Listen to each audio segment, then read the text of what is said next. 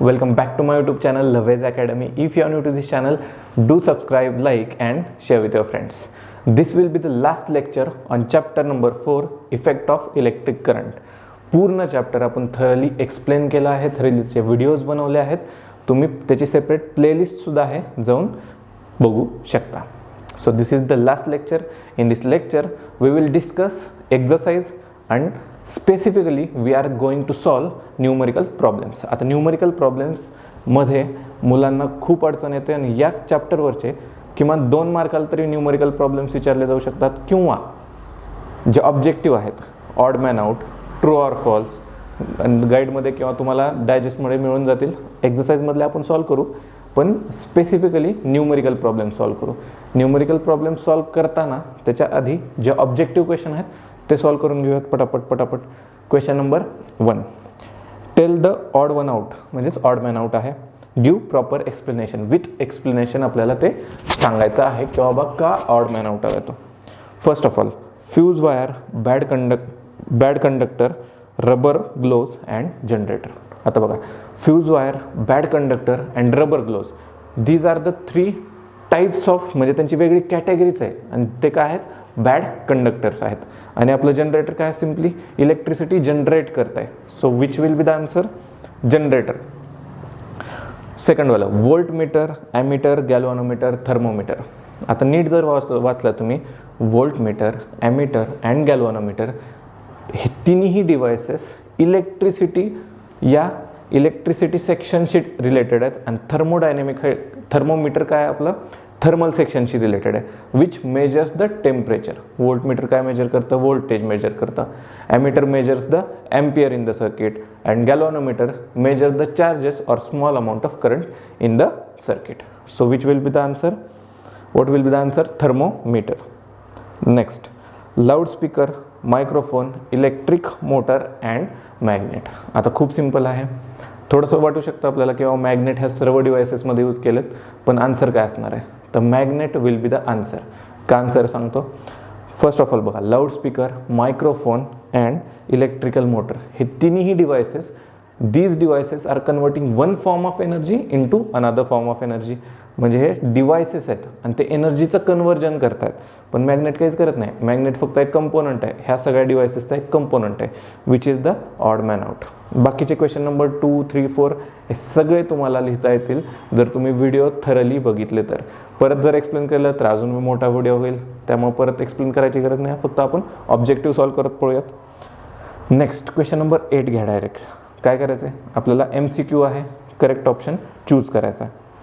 काय दिलं आहे, which of the statement given below correctly describe the magnetic field near a long straight current carrying conductor. परत एकदा सांगतो, जर क्वेश्चन वाचून कळालं नसेल तर लॉंग स्ट्रेट करंट कॅरिंग कंडक्टरच्या अराउंड, त्याच्या सराउंडिंगमध्ये जी मॅग्नेटिक फील्ड आहे ती कशी असेल, हे 4 ऑप्शनमध्ये दिलेले आहेत. आपल्याला करेक्ट ऑप्शन चूज करायचं आहे. खूप सिंपल आहे, 4 ऑप्शन वाचत बसत नाही, टाइमपास करायचा नाही, आपल्याला न्यूमरिकल प्रॉब्लेम थरली सॉल्व करायचे आहेत. सो कसं असणार आहे, आपलं थेरटिकल पार्टमध्ये शिकलो आपण की बाबा, if this is our current carrying conductor, straight current carrying conductor और सिम्पली स्ट्रेट वायर, जेव्हा त्याच्यातून करंट फ्लो होतो magnetic field will be produced around it. आणि ती कशी असणार आहे, कॉन्सेंट्रिक सर्कल्समध्ये असणार आहे. कॉन्सेंट्रिक सर्कल्समध्ये असणार आहे. आणि त्या मॅग्नेटिक फील्डची डायरेक्शन कशी सांगतो आपण, with the help of right hand thumb rule. तर काय येणार आहे आन्सर, सिम्पली बघा ऑप्शन नंबर डी बघा, the magnetic lines of force are in concentric circle with the wire as a center in a plane perpendicular to the conductor. बघा, conductor त्याच्या perpendicular प्लेनमध्ये magnetic lines of force आहेत आणि concentric circle आहेत, concentric सर्कल्समध्ये आहेत. Concentric circles म्हणजे simply सर्कल्समध्ये, आणि त्याचं सेंटर काय, आपली वायर आहे. असं सगळं, which is the correct option, then option number D will be the correct answer. नंतर या क्वेश्चन नंबर कुठला वाला ऑब्जेक्टिव्ह आहे, question number 10. Name the following diagram and explain the concept behind them. आता फर्स्ट डायग्राम तर right hand दिसतोय obviously, आणि ते पण असे तिन्ही फिंगर्स आपल्याला एकमेकांशी परपेंडिक्युलर दिसत आहेत. याचा अर्थ काय, फ्लेमिंग राईट हँड रूल आहे आणि दुसरावाला काय, फ्लेमिंग लेफ्ट हँड रूल आहे. सांगितलं होतं कसं लक्षात ठेवायचं आहे, FBI राईट हँड रूलसाठी सुद्धा FBI आणि लेफ्ट हँड रूलसाठी सुद्धा FBI. फक्त डिफरन्स काय, राईट हँड रूलमध्ये मोशन ऑफ अ कंडक्टर आहे आणि इथं force exerted on a conductor आहे. आणि ते पण कसं होतं, सिरियली जायचं. Thumb will show the direction of F, index finger will show the direction of magnetic field and middle finger will show the direction of current. हे दोन्हीसाठीही same आहे, वेगळं काहीच नाही आहे, त्यामुळे लोड घ्यायची काही गरज नाही आहे. सो नेक्स्ट क्वेश्चन बघूयात. चलो next question is question number 11.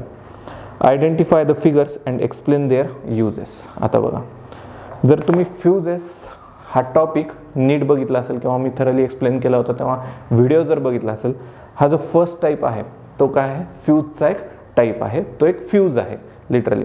आणि फ्यूज काय काम करतो, तर फ्यूजचं रेझिस्टन्स खूप हाय असतं, ओव्हरलोड देतं तेव्हा ते फ्यूज स्वतःची वायर मेल्ट करून देतं आणि नंतर सर्किट ब्रेक करतं. इलेक्ट्रिकल अप्लायन्सेस सेफ ठेवण्यासाठी ओव्हरलोडपासून आपण फ्यूज यूज करतो. सेकंड काय, MCBs. घरात प्रत्येकाच्या घरात आता नवीन ज्यांचं कन्स्ट्रक्शन नवीन आहे त्यांच्या घरात MCBs आले आहेत. MCBs म्हणजेच काय, मिनिएचर सर्किट ब्रेकर्स. आता मिनिएचर सर्किट ब्रेकर्स म्हणजे जी फिगर बी दिसते सेम त्यासारखे दिसतात मिनिएचर सर्किट ब्रेकर MCBs. प्रत्येक आपण म्हणत नाही खटका उडला, ते काय उडतं, ते आपला MCBचा खटका पडतो. जेव्हा सर्किटवर ओव्हरलोड येतं तेव्हा काय होणार आहे, MCBs सर्किट ब्रेक ऑफ करतं आणि स्वतःचा खटका ऑफ करून घेतं. Next figure number C. ह्याच्यात थोडंसं ट्रिकी वाटू शकतं तुम्हाला की बाबा आपलं बोर्डाचं पुस्तक नीट दिसत नाही आहे, त्याच्यात काय नेमकं काय फिगर कशाची दिली आहे. पण थोडंसं नीट तुम्ही झूम करून बघितलं किंवा तुमच्याकडे जर आता बोर्डाची PDF आली असेल त्याला झूम करून बघा. त्या फिगरमध्ये आपल्याला स्लिप रिंग्स दिल्या नाही आहेत तर स्प्लिट रिंग्स आहेत. काय दिलं आपल्याला, स्प्लिट रिंग्स. आणि खाली काय, बॅटरी जोडली न जोडता त्यांनी ॲमीटर जोडला आहे. याचाच अर्थ बघून घ्या. एक सांगितलं होतं, एक ट्रिक सांगतो तुम्हाला, खूप सिम्पल आहे. तुम्हाला एक सिम्पल ट्रिक सांगतो नेमकं how to recognise those figure. खूप सिम्पल ट्रिक आहे, लक्षात ठेवा. जिथं जिथं स्लिप रिंग आहे म्हणजे पूर्णपणे सेमी सर्क्युलर आर्क्स नाही आहेत, असं आर्क्स नाही आहेत, ह्याला आपण काय म्हणतो, स्प्लिट रिंग. आधीच सांगितलं होतं स्प्लिट म्हणजे काय, ही पूर्ण रिंग आणि त्याला मधून जर का आपली स्प्लिट करतो आपण त्यालाच काय म्हणणार आहे, स्प्लिट रिंग्स. आता नीट लक्ष द्या, जिथं जिथं स्प्लिट रिंग यूज केली तिथं तिथं काय असतं, DC असतं, DC करंट प्रोड्यूस करतो. ठीक आहे. आणि जिथं जिथं स्लिप रिंग असतं तिथं AC करंट प्रोड्यूस करतो. स्लिप रिंग काय करतं, बाय डायरेक्शनल करंट सोडतं. That's why slip ring produces AC current and split ring produces DC current. DC that is direct current. आता जर PDF मध्ये नीट झूम करून बघितलं तर तुम्हाला एक दिसेल की बाबा स्प्लिट रिंग आहे, ती काय स्प्लिट रिंग आहे आणि खाली बॅटरी नाही आहे तर एक ॲमीटर लावलं आहे. आता याचा अर्थ काय, बॅटरी असती तर ती काय झालं असतं, सिम्पली इलेक्ट्रिक मोटर झालं असतं. पण इथं बॅटरी नाही आहे तर ॲमीटर आहे. याचा अर्थ काय, इथं इलेक्ट्रिसिटीचे जनरेशन व्हायला लागलं आहे आणि ॲमीटर डिफ्लेक्शन शो करत आहे. म्हणजे हे काय, इलेक्ट्रिक मोटर नाही आहे तर इलेक्ट्रिक जनरेटर आहे. पण त्यात पण प्रकार असतात, AC जनरेटर आणि DC जनरेटर. कसे कसे, AC generator and DC generator. ठीक आहे. इथं स्प्लिट रिंग आहे का स्लिप रिंग आहे, स्प्लिट रिंग आहे. स्प्लिट रिंग जिथं जिथं दिसलं काय म्हणायचं, DC जनरेटर. इथं जर स्लिप रिंग असती तर AC generator. So answer will be DC generator. Confuse होऊन जायचं नाही आहे. स्प्लिट रिंग दिसलं तर DC करंट प्रोड्यूस होणार आहे, स्लिप रिंग दिसलं तर AC प्रोड्यूस होणार आहे. सिम्पल आहे, काहीच इश्यू नाही आहे. आणि जर बॅटरी असती तर आपण इलेक्ट्रिक मोटर लिहिलं असतं. पण बॅटरी नाही आहे तिथं ॲमीटर आहे आणि ॲमीटर शोज द डिफ्लेक्शन. म्हणजेच काय, ॲमीटर डिटेक्ट करतं is there any amount of current or ampere in the circuit. So answer will be DC generator. या आता मेन मुद्द्याकडे वळूयात, that is numerical problems. Numerical प्रॉब्लेम्समध्ये नेमकी गडबड कुठं होते किंवा आपल्याला कळतच नाही, दिलंय काय, काढायचं आहे काय, आणि एवढं सगळं कळालं तर फॉर्म्युला पाठ नसतो. बघूयात एक एक एक एक एक आता. क्वेश्चन नंबर 12 खूप इम्पॉर्टंट आहे, 4च प्रॉब्लेम आहेत, लक्ष देऊन करा, होऊन जाईल, सिम्पल आहे खूप. त्यातला question number 12, first problem. Heat energy is being produced in a resistance in a circuit at the rate of 100 watts. आता हे जे 4 प्रॉब्लेम आहेत ते सॉल्व करायच्या आधी तुम्हाला एक गोष्ट सांगतो. जर फॉर्म्युलाचा ट्रिकवाला व्हिडिओ जर पाहिला नसेल तो ट्रिकवाला व्हिडिओ ह्याच प्लेलिस्टचा पहिला व्हिडिओ आहे, तो पहिल्यांदा बघा. कारण ह्याच्यात त्याच्यात ट्रिकच अशा सांगितलं की मी आयुष्यभर फॉर्म्युला विसरणार नाही. तरीसुद्धा एक रिव्हिजन घेऊयात. काय असतं बाबा, हीट कधी जनरेट होते, कसं सांगितलं होतं, हीट आपल्याला गरम होतं. कधी गरम होतं, आपण पीटीला खेळायला गेलो. म्हणजेच फॉर्म्युला कसा बनतो, heat is equal to P T, H is equal to P T. नंतर एक सांगितलं होतं की एक फेमस कॉलेजचं नाव VIT कॉलेज, VIT. नंतर काय येतो आपला लॉच येतो. लॉ काय सांगतो आपला, Joule's law of heating, I² RT.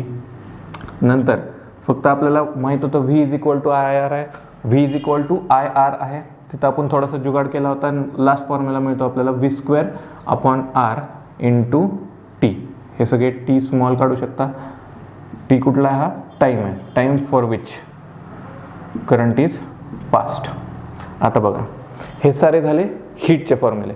आता पॉवरचे फॉर्म्युले सांगतो. इथूनच बनतात. इथं बघा HT सेम आहे, HT आहे, HT आहे, HT आहे. म्हणजे हे मधले फॉर्म्युले ते कशाचे आहेत, पॉवरचे आहेत. P is equal to VI, P is equal to VI, P is equal to I² R and P is equal to last formula काय बनणार आहे, V²/R. याचाच यूज आपण करणार आहोत आता प्रॉब्लेम सॉल्व करताना. त्यामुळे थोडीशी रिव्हिजन आधीच करून घेतली, डिरेक्टली प्रॉब्लेम सॉल्व करता यावे म्हणून. फर्स्ट ऑफ ऑल करूयात स्टार्ट. आता प्रॉब्लेम कुठपर्यंत आला आहे, ठीक आहे, बसू आपण तिथं क्वेश्चन एडिटिंगच्या वेळेस. Heat energy is being produced in अ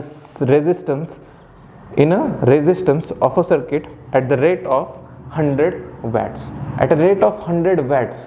आता युनिट काय दिलं आहे, वॅट दिलं आहे. वॅट युनिट कशाचं असतं, पॉवरचं युनिट असतं. सो गिवन डाटामध्ये काय लिहायचं आपल्याला, given, what is given here, power is given. Power किती दिली आहे आपल्याला, 100 वॅट्स एवढी पॉवर मला दिली आहे, क्वेश्चनमध्ये दिली आहे. Next, the current of 3 ampere is flowing in a circuit. म्हणजेच काय, करंटला आपण कसं डिनोट करतो, I. करंट कितीचा आहे, 3 अँपियर्स एवढा करंट फ्लो होतं सर्किटमधनं. एक गोष्ट अजून परत एकदा सांगतो, power is denoted by P. पॉवरचं युनिट काय असतं, watt. Current is denoted by I. करंटचं युनिट काय असतं, अँपियर. बरं, पोटेन्शियल डिफरन्स दॅट इज व्होल्टेजला कसं डिनोट करतो, V. आणि त्याचं युनिट असतं आपलं simply volt. Resistance is denoted by capital R and unit of resistance is ohm, or simply denoted by this sign. जर माहीत नसेल, क्विक रिव्हिजन मारली आपण असं समजा. या आता प्रॉब्लेमकडं. P दिलं आहे, माझ्याकडं I दिलं आहे. In the flowing the circuit what must be the value of resistance. आपल्याला कॅल्क्युलेट काय करायचं आहे, what must be the value of resistance. हे थोडंसं बाजूला ठेवूयात आपण, कारण त्याचा यूज होणार आहे आपल्याला प्रत्येक प्रॉब्लेम सॉल्व करताना. P दिलं आहे, I दिलं आहे, R कॅल्क्युलेट करायचं आहे. बघा कोणता फॉर्म्युला यूज होणार आहे, Hचा तर संबंधच मिटला. हे 3च फॉर्म्युले आहेत. हे असंच पेपरमध्ये पण करायचं. जर तुम्हाला जमलिंग होत असेल, on the spot problem solve करता येत नसेल, जेव्हा तुमची आन्सर की येते तेव्हा रफ पेपरवर तुम्ही सगळे फॉर्म्युले लिहून ठेवू शकता त्या चॅप्टरचे, जेणेकरून डिरेक्टली टॅली करता येतील नंतर. P आहे, I आहे, R काढायचं आहे. P आहे, I आहे, R आहे का, नाही आहे. P I R, हा फॉर्म्युला मी इथे यूज करतो. का तर माझ्याकडे P आहे, I आहे, R काढायचं आहे. So bye using formula,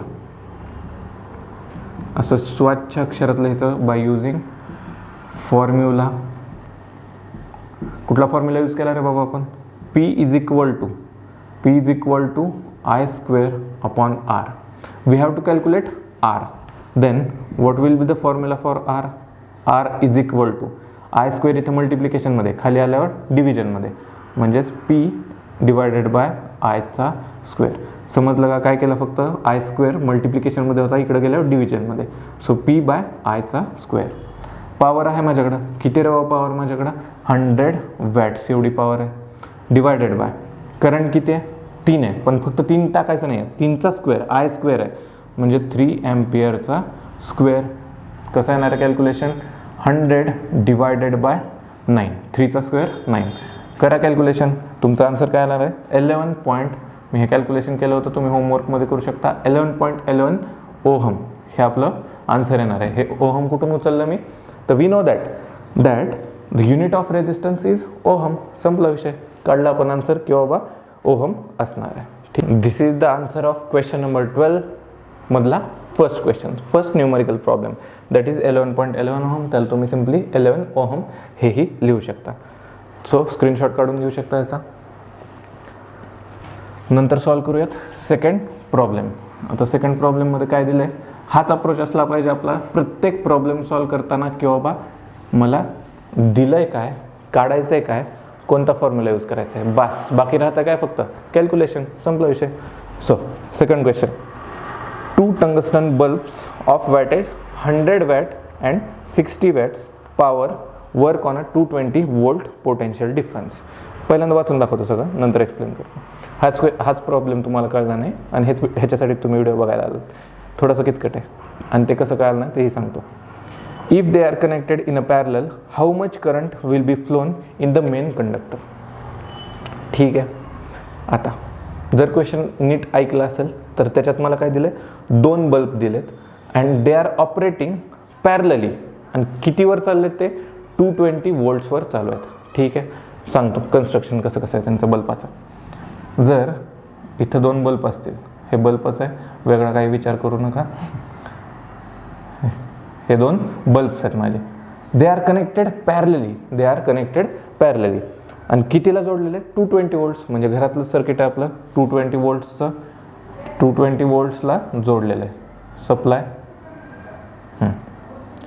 220 volts. एक बल्ब आहे त्यातला 100 वॅट्सचा, दिस इज 100 वॅटवाला बल्ब आणि दिस इज 60 वॅट्सवाला बल्ब.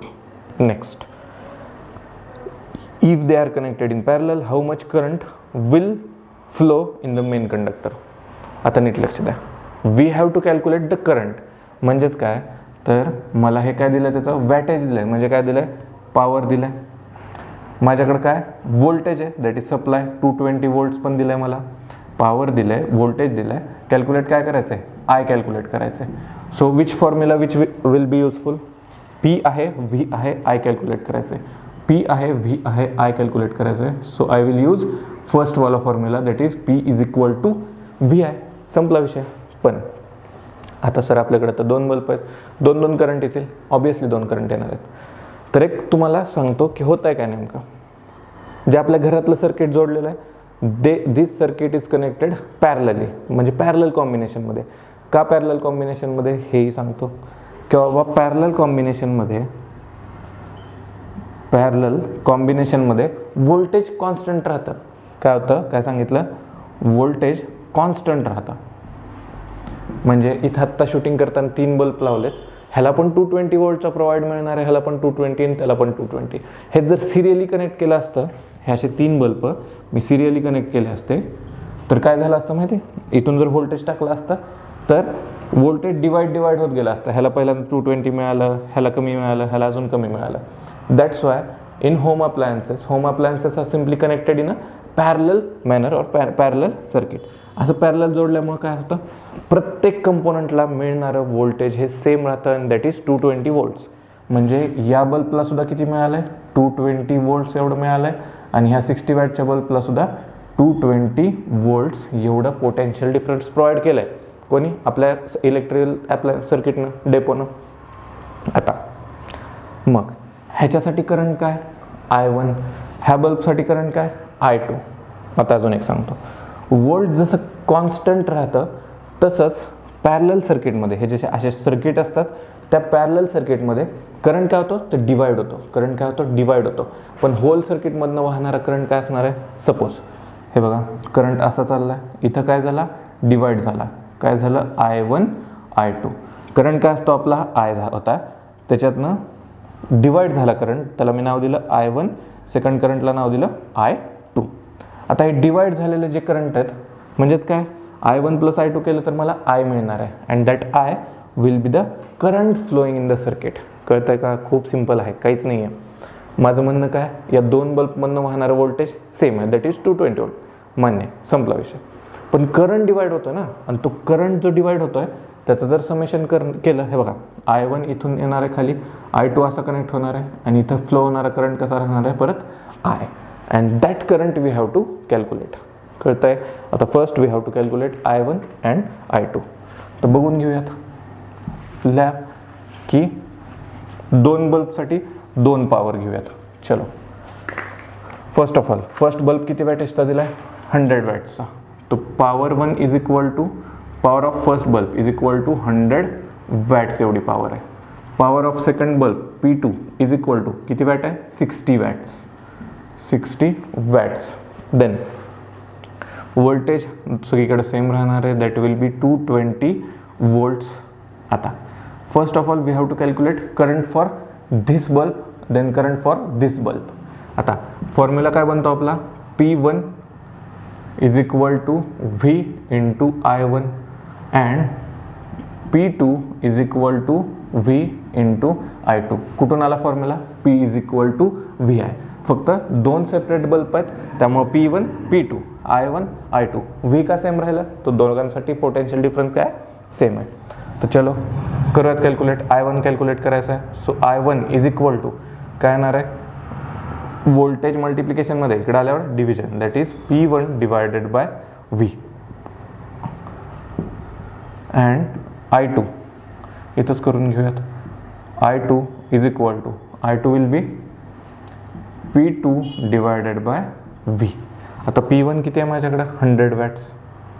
वोल्ट किती आहे माझ्याकडं? 220 वोल्ट्स. हे झालं माझ्याकडं I1 करंट. सॉल्व करत बसू नका, डिरेक्टली आपण सॉल्व करू नंतर I1 प्लस I2 करताना. Then I2 will be I2 is equal to power of second bulb 60 watt divided by voltage 220 volts. संपला विषय. नाउ वी नो दॅट और we calculated I1 and I2 वाली values. आता काय करायचं आहे आपल्याला? I1 आणि I2 कॅल्क्युलेट केलं आपण. So simply current flowing through the circuit, that is total I काढायचं आहे आपल्याला. So here we are, we calculated I1 and I2 and we have to calculate total overall current flowing through the circuit. म्हणजे आपल्याला I calculate करायचं आहे. So I कसा असणार आहे? I is equal to I1 plus I2. Simple आहे, ह्यांची addition करून टाका. त्यामुळेच मी कॅल्क्युलेशन केलं नव्हतं का, तर बाबा न्यू डिनॉमिनेटर सेम आहे, डिरेक्टली पटकन कॅल्क्युलेशन करू शकता तुम्ही. 100 plus divided by 220 plus 60 divided by हे उचलून आहे तसं टाका 220. डिनॉमिनेटर सेम आहे म्हणून मी एकच डिनॉमिनेटर लिहू शकतो का? हो लिहू शकतो. 220 दिसतंय का स्क्रीनमध्ये? हो. चला 100 प्लस 60 160. आता 160 डिवायडेड बाय 220 येईल. मग इथं थोडंसं पटपट जातो आहे. 160 डिवायडेड बाय 220. 0 0 उडलं तर 16 डिवायडेड बाय 20 ह्याचं कॅल्क्युलेशन केलं तर 0.72 अँड समथिंग ॲम्पियर येतं. हे कॅल्क्युलेशन तुम्ही होमवर्कमध्ये सुद्धा करू शकता. दिस इज द फायनल आन्सर. काहीच इश्यू नाही आहे. फक्त लक्षात काय ठेवायचं होतं? व्होल्टेज कॉन्स्टंट राहतं पण करंट डिवाइड होतो. So we calculated I1 then I2 and I1 plus I2 overall current flowing through the circuit. संपला विषय. हेच आपल्याला कॅल्क्युलेट करायचं होतं. एकच minute. This we have to calculate. This is the answer. 0.72 amperes. Correct आहे. 0.72 amperes. Screenshot काढून घेऊ शकता. नेक्स्ट प्रॉब्लेम सॉल्व करूयात. Question number 3. क्वेश्चन नंबर 3 खूप छोटा आणि सिंपल क्वेश्चन आहे.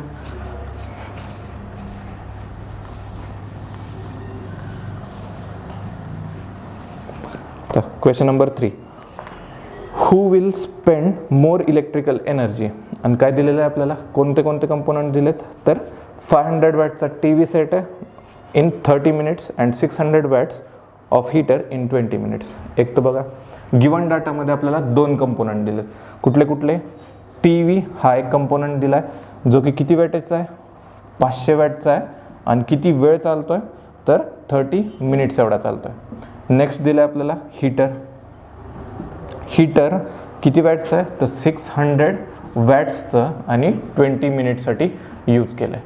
आता यामध्ये पॉवर कन्झम्पशन कोणाचं जास्त आहे हे आपल्याला कॅल्क्युलेट करायचं आहे. कोणी जास्त पॉवर कन्झ्युम केली किंवा बिल कोण जास्त फाडणार आहे आपलं. सिम्पल. तर या आपल्याकडे गिवन डाटामध्ये काय? फॉर TV P1 घेऊयात. पॉवर 1 इज इक्वल टू किती वॅट दिलं आहे? 500 वॅट्स. आणि टाईम किती दिला आपल्याला? T इज इक्वल टू, जर तुम्ही युनिट किलोवॅट आर हा शब्द ऐकला असेल तर आपण कॅल्क्युलेशन कसे करतो? आपण ह्या चॅप्टरसाठी तरी आर्समध्ये करतो, म्हणजे तासात करतो. 30 मिनटं म्हणजे किती तास रे बाबा, सॉरी अर्धा तास. अर्धा तासाला मी कसं लिहू शकतो हे बघा, हे काय झालं, एक म्हणजे पूर्ण, 1/2 म्हणजे अर्ध, म्हणजे ह्याला मी असं लिहू शकतो 1/2 hours. So time will be 1/2 hours. Next P2 that is power of heater. किती दिलं आहे, इथं T1 लिहितो. टाइम फॉर TV 600 वॅट्स आणि टाइम T2 किती आहे, टाइम T2 20 मिनटं. आता नीट लक्ष द्या, 60 मिनिट्सचा 1 आर होतो. म्हणजे असं पकडा की ही एक चपाती आहे, त्याचे 3 तुकडे केले समांतर, तुम्हाला काय मिळेल 20 20 20. आपण चपाती खातो, चपातीचे 4 तुकडे केले तर काय म्हणणार आहे, एक चतकोर घेतो म्हणजे क्वार्टर घेतो, ती वाली क्वार्टर नाही, इकडचा वाला क्वार्टर 1/4. पण इथं काय येणार आहे 20, दॅट इज 1/3. म्हणजेच 20 मिनिट्स इज इक्वल टू काय लिहू शकतो मी, 1/3 hours एवढं लिहू शकतो. So 1/3 hours. This is the timing for heater. आता टी व्हीचं पॉवर कन्झम्पशन काढू, किंवा नेमकं किती watt hours T V consume करतोय. सो पॉवर कन्झम्पशन असं लिहूयात, power consumption of T V कसं असणार आहे, P/T. किती पॉवर किती वेळामध्ये कन्झ्युम करतोय, काय येणार आहे P/T. So P1 × T1 is equal to 500 watts. किती आरसाठी यूज करतोय, हाफ आरसाठी. हे 2 हे डिवाइड करा, काय मिळेल तुम्हाला 250 watt × R. This is the power consumption for T V. आता लिहूयात, हे फर्स्ट होतं. आता सेकंडसाठी इथं तुम्ही लिहू शकता, फॉर मी इथं डिरेक्टली शॉर्टकट लिहितो हीटर. हीटरसाठी कसं असणार आहे, पॉवर कन्झम्पशन P2 × T2. आता P2 इज इक्वल टू किती होणार आहे 600 watts into time for that 1/3 hours, that is 20 minutes. हे कट झालं तर किती येणार आहे 200 वॅट आवर्स. 200 watt hours. ह्यातला फॉर्म्युला यूज करायची गरज पडली का, नाही पडली. का तर संपले आपल्याला काय करायचं आहे, कोण जादा पॉवर कन्झ्युम करत आहे, पॉवर इंटू टाईम. हे जर कॅल्क्युलेट मल्टिप्लिकेशन करून काढलं तर पॉवर कन्झम्पशन मिळणार आहे, संपला विषय. आता कोणाचं जास्त आहे, 250 जास्त आहे का 200 जास्त आहे. Obviously 250 watt hour is the maximum amount in this 2 amounts. म्हणजे कोण जास्त यूज करतोय, तर टी व्ही. आन्सर काय असणार आहे, T V will consume the maximum power and that power will be 250 watt hours. Screenshot काढून घेऊ शकता का.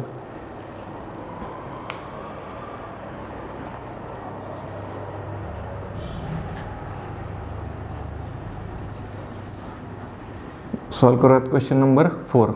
ह्या टाईपचा क्वेश्चन सॉल्ड एक्झाम्पलमध्ये बुकमध्ये झालेला आहे, तरी पण आठवत नसेल तर प्रॉपरली सॉल्व करूयात. Question number 4. An electrical iron of 1100 watt, सिम्पलमध्ये 1100 watt is operated for 2 hours daily. आता नीट लक्ष द्या, काय यूज करतोय आपण, आयन यूज करतोय. आयन म्हणजेच काय, इस्त्री. किती वॅटची आहे ती, 1100, दॅट इज 1100 वॅट्स एवढी त्याची पॉवर आहे. पॉवर लागते त्याला ऑपरेट करायला, इस्त्री करायला. आता ती डेली किती तासासाठी यूज केली, तर डेली टाईम किती दिला आपल्याला 2 hours एवढा टाईम माझ्याकडे आहे. म्हणजे एका दिवसात 1100 वॅट्स एवढी 1100 वॅटेजची इस्त्री आपण 2 तास यूज करतोय, 2 तास ऑपरेट करतोय. तर पुढं काय विचारलं, what will be the electrical consumption expenses for the month of April and the electrical company charges 5 rupees per unit. आता मला काय काढावं लागेल, ते टोटल महिन्याभरात किती पॉवर कन्झ्युम करते आणि एका युनिटसाठी किती रुपयात, 5 रुपये. म्हणजे first we have to calculate number of units, किती युनिट्स कन्झ्युम केलेत त्यांना, आणि युनिट्स मिळाले इंटू 5 केलं 5 रुपीज, तर मला टोटल एक्सपेन्स कन्झम्पशनवर लागणारा एक्सपेन्स मिळणार आहे. खूप सिम्पल आहे, फक्त बघा कसं कसं कॅल्क्युलेशन करायचं. We have first of all given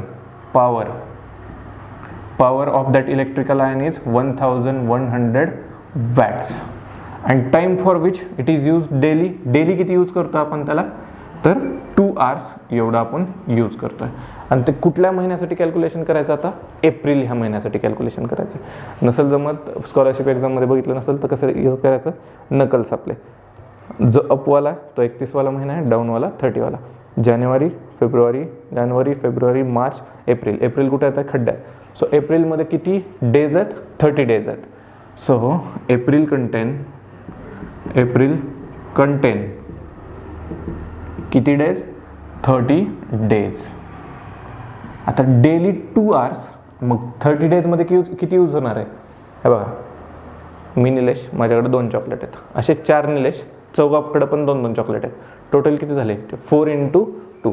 so इथं 30 डेज आणि पर डे 2 आवर्स एवढं यूज केलं आहे.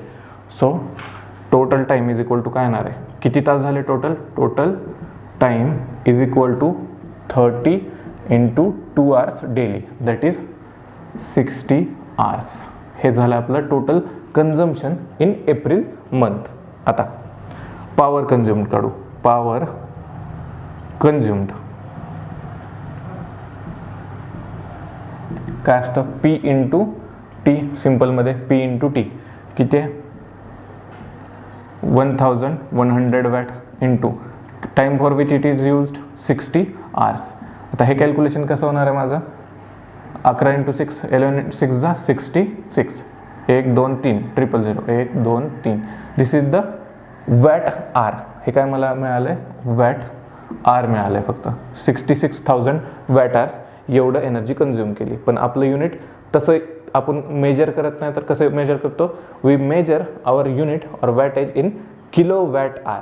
म्हणजे 1 किलो वॅट म्हणजे 1 किलो वॅट म्हणजे काय, 1 kilowatt is equal to 1000 watts.